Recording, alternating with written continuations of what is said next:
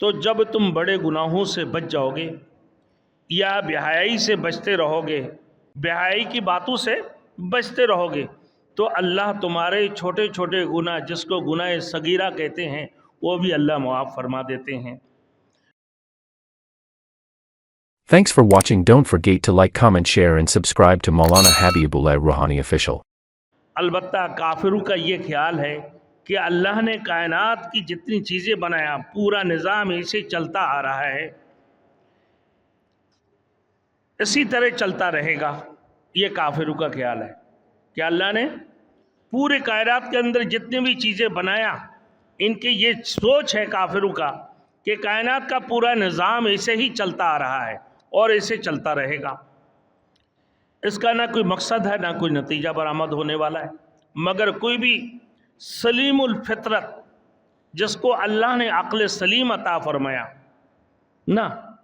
انسان کارخانہ قدرت کو بے مقصد نہیں کہہ سکتا ہے۔ انسان غور و فکر کرے گا تو اسے اس نتیجہ پر پہنچے گا کہ انسان کے اعمال کا بدلہ اس کو ضرور ملے گا، اور اسی کو جزائے عمل کہا جائے گا، اسی کو جزائے عمل کہا گیا، جس کا ذکر قرآن میں بار بار اللہ نے ذکر کیا۔ اسی کی تیاری کے لیے انسان کو زندگی کا لاہ عمل دیا ہے، تاکہ وہ نیکی کی کام کو انجام دے کر آخرت میں اچھا بدلہ پا سکے اور اللہ تعالیٰ کے عذاب سے بچ سکے۔ یہ اصل مقصد ہے۔ اب میرے دوستوں، معنی کا قانون ہے، معافی کا قانون۔ آگے نیک لوگوں کا ایک خاص صفت بیان کیا گیا، اللہ نے ایک خاص صفت بیان کی گئی، جس کے نتیجے میں وہ اللہ کی یہاں اچھے بدلے کے حقدار ہوں گے۔ فرمایا الذین یجتنبون کبائر الاثم والفواحش الا اللمم، وہ لوگ جو کبیرہ گناہوں اور بے-حیائی کی کاموں سے بچتے رہیں، سوائے معمولی آلودگی، الا اللمم، یہ کہہ کر اللہ رب العزت نے فرمایا جو گناہ صغیرہ ہے، جو بڑے بڑے گناہ یعنی کبیرہ گناہ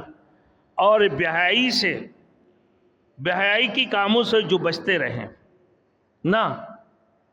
سوائے صغیرہ گناہ یا آلودگی، اس کو شریعت کی اصطلاح میں صغیرہ گناہ بھی کہتے ہیں۔ مطلب یہ ہے کہ جو لوگ بڑے گناہوں سے بچ جاتے ہیں، البتہ کچھ چھوٹی چھوٹی خطاؤں کی آلودگی رہ جاتی ہے، تو اس سے بچ جاتے ہیں، تو اللہ نے فرمایا ان ربک واسع المغفرہ، تو جب تم بڑے گناہوں سے بچ جاؤ گے